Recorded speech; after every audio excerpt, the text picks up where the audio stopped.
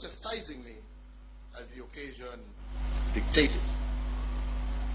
To you all and to all those who have served with me during my tenure as President, please accept my immense and deep gratitude.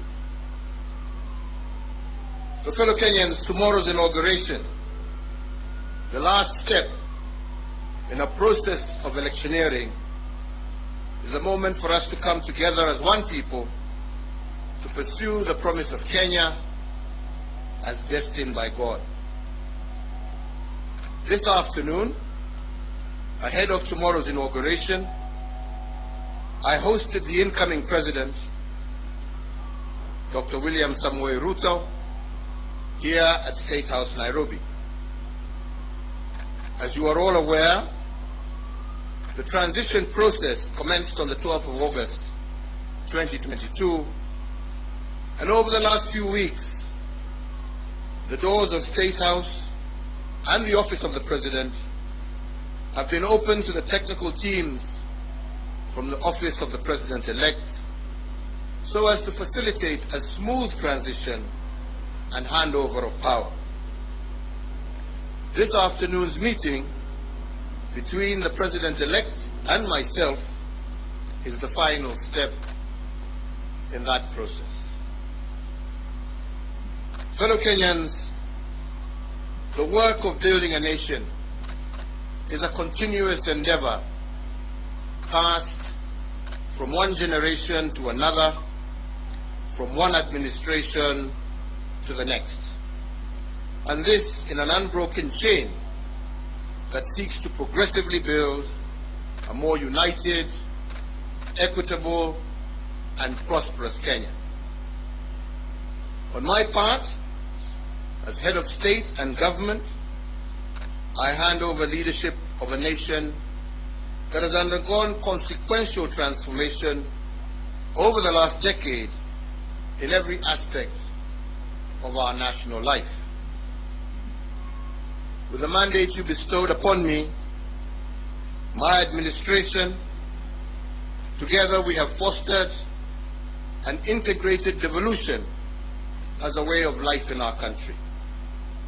We have reinforced our educational and technical excellence, and we have also successfully led the nation through the worst global health crisis in over a century. We also turned a number of challenges that we inherited and those that emerged during our tenure into areas of opportunity for a better Kenya. The baton we received from the late President Mwai Kibaki was carried through. We built on his legacy and indeed on those of the previous two administrations in every area of public life.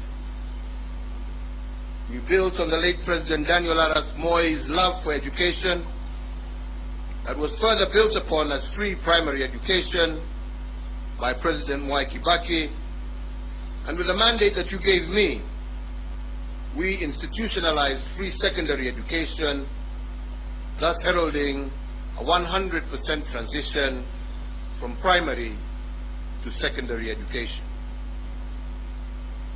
To further enhance the competitiveness of our workforce, we have placed the nation on a pathway to competency-based curriculum, which institutionalizes a system that seeks to nurture creativity and innovation in our children. Aware that insecurity can break the chain of our national development and deter the realization of the national anthem's promise of plenty within our borders, we have built on the work done and created a much improved security environment.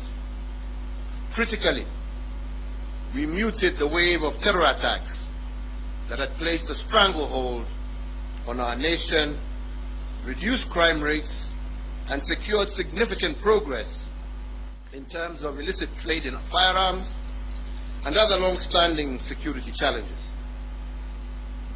We achieved this by retooling our security organs and making them more capable to address the dynamic, contemporary security challenges that Kenya faces.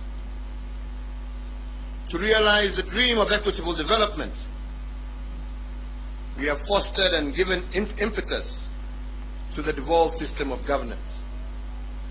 In line with the 2010 Constitution, we institutionalized devolution and forever changed the face of Kenya.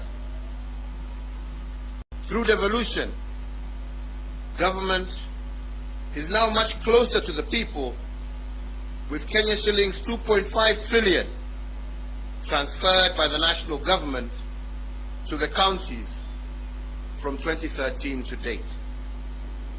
Now wananchi's needs can be heard and addressed in real time, and the funding transferred to counties can be better aligned to the priorities at the local level.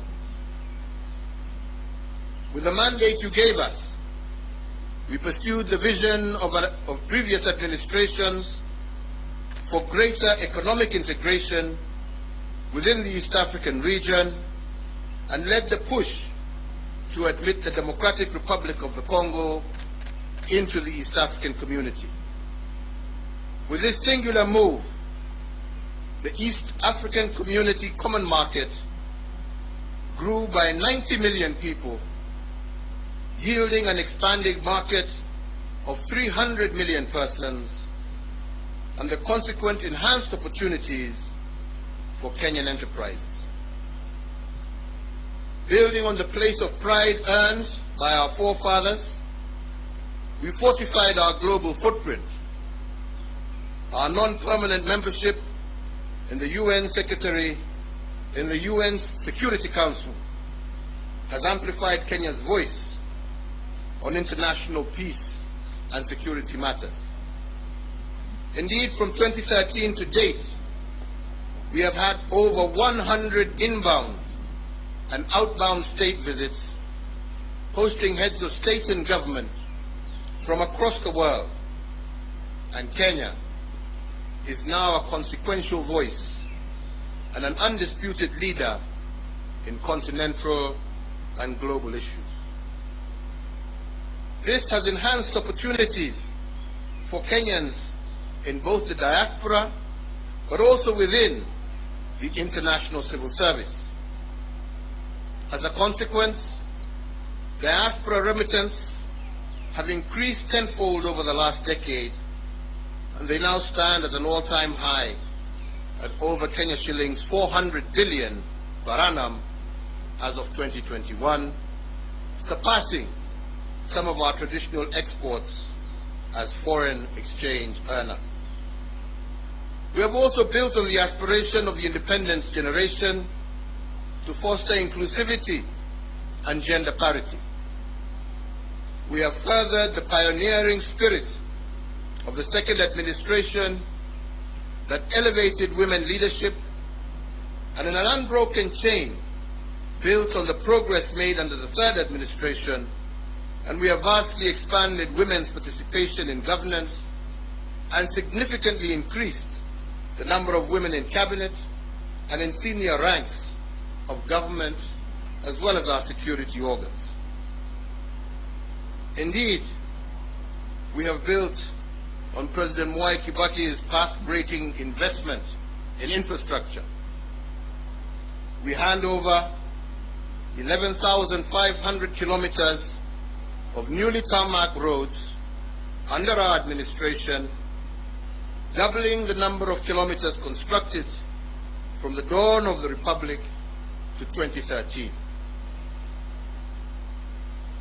My administration has upgraded Kenya's infrastructure in terms of roads, ports, bridges, fiber optics, power generation and transmission, and as a result, Kenya now stands out as an investment destination of choice and a continental as well as a global hub. In enhancing service delivery, with the mandate you gave us, we also transformed the way government services reach the wananchi. We did this through the introduction of Huduma centers, and the e-Citizen online platform, which together have made access to public services a fast and pleasant experience, and not the toll that every citizen had to endure in the past to obtain basic services. Now passport applications, birth certificates, marriage certificates, business registration, driver's licenses, and so many others can be done online from anywhere in the world. As a digital government, we successfully transitioned from analog to digital television and radio, resulting in the country today being home to 130 TV stations, up from 14 in 2013, and 204 radio stations, up from 130 in 2013. These figures do not factor the massive expansion in the digital space that has seen many hundreds of thousands of Kenyans successfully monetize various digital communication avenues. I have immeasurable pride in having the magical tag of Made in Kenya affixed to a much wider range of products, and my administration has reinvigorated domestic manufacturing and diversified our exports of finished products.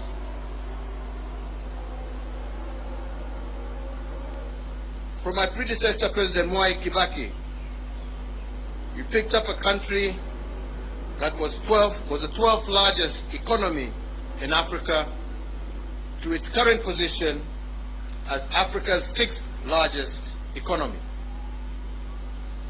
We have almost tripled the wealth of our nation from a GDP of 4.5 trillion in 2013 to close to 13 trillion currently.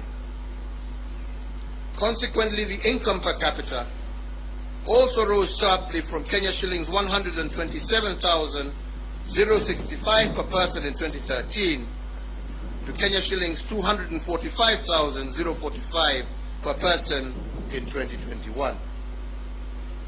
This has seen Kenya graduate from a lower middle income country, and it is notable that if we continue on this growth trajectory, what this means is that by next year, we will join the league of truly middle-income countries. In another milestone as a mark of the growth that we have experienced, our tax revenues have more than doubled from slightly above Kenya shillings 800 billion in the financial year 2012-2013 to Kenya shillings 2 trillion in the financial year 2021-2022. The dream of our forefathers was to rid the country of disease, ignorance, and hunger.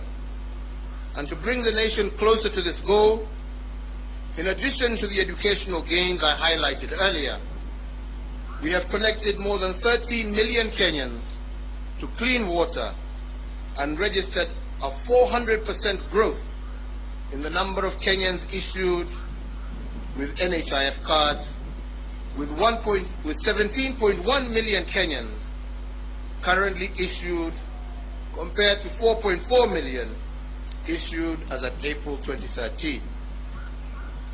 To enhance access to health care, we have constructed countrywide an additional 1,912 healthcare facilities across all levels of care, representing a 43% increase in the total number of public health facilities in the country. These facilities range from the recently commissioned modern state-of-the-art Level 6 Kenyatta University Teaching, Referral and Research Hospital to health centers and dispensaries at the village level. So fellow Kenyans, every administration has added arrows to our national quiver in energy production. When I took the oath of office in 2013, Kenya's total grid was 1,300 megawatts. This now stands at 2,700 megawatts. But even as we doubled power production, we ensured that our exploits did not break the intergenerational chain of sustainable development. Thus, 80% of the power that Kenya generates is green energy, propelling Kenya to an unenviable position as a continental leader and a pioneering global role model in the generation of green energy. To share in this plenty with all Kenyan families, we have tripled the number of households with access to electricity by connecting an extra 6.3 million households, up from 2.3 million households in 2013. So I therefore hand over in an unbroken chain a country that has connected more people to electricity, more homes to electricity, than any other country in Africa over the last decade. We also heeded that intergenerational call to be conscious, to conserve our heritage and splendor, so as to pass it on to future generations in as good a state as it was given to us, if not better. We have done this by leading a planting campaign where 1.34 billion trees have been planted, moving our forest cover from 6.99% in 2013 to 8.83% in 2022, and increasing our tree cover from 12.3%, thus surpassing the set constitutional threshold of 10% in a record 5 years.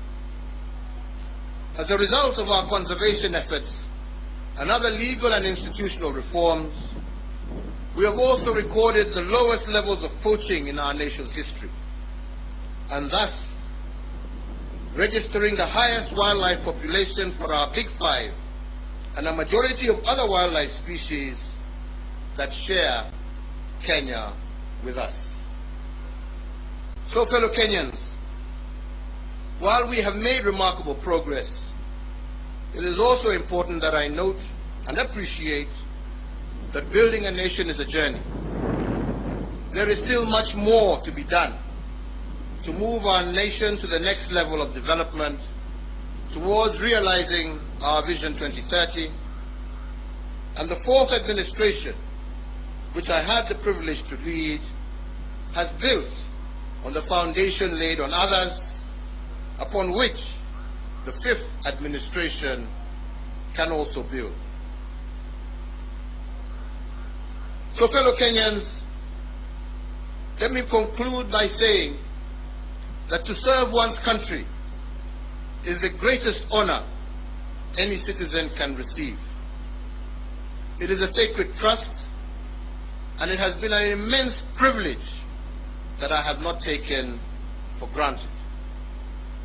I thank you all for the immense opportunities you have awarded me to serve in various public roles over the last 2.5 decades, which have included, amongst others, Chairman of the Kenya Tourism Board, Member of the Jomo Kenyatta University Council, Chairperson of the Disaster Emergency Response Committee, a Member of Parliament for Gatundu South, a Cabinet Minister serving in the Ministries of Local Government, the Ministry of Trade, the Ministry of Finance, the Leader of the Official Opposition, Deputy Prime Minister, and as the President of this Republic for the last 10 years.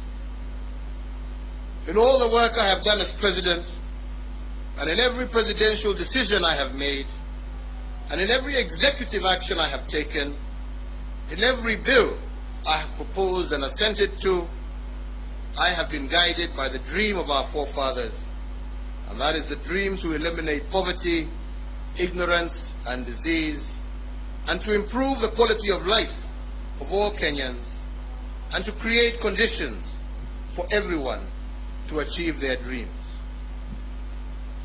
As a hallmark of our democracy, therefore, I will tomorrow before God and you, my fellow countrymen, hand over the instruments of power to our new president at the Moi International Sports Center, Kasarani. And with that, the fourth administration will come to an end and the tenure of the fifth administration will begin.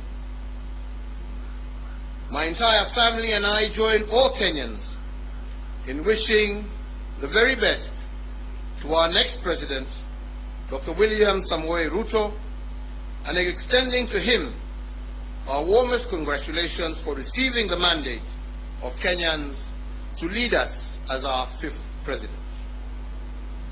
And so, Mr. President-elect, as you walk the path to your inauguration and beyond, you will be the president not just for those who voted for you, but for all Kenyans.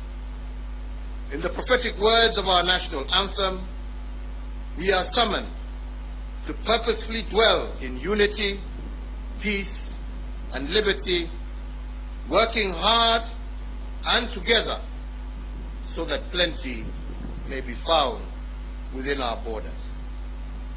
I therefore wish and pray for your success, as your success will be Kenya's success. I thank you all. May God bless you, and may God bless this great Republic of Kenya. Asante sana.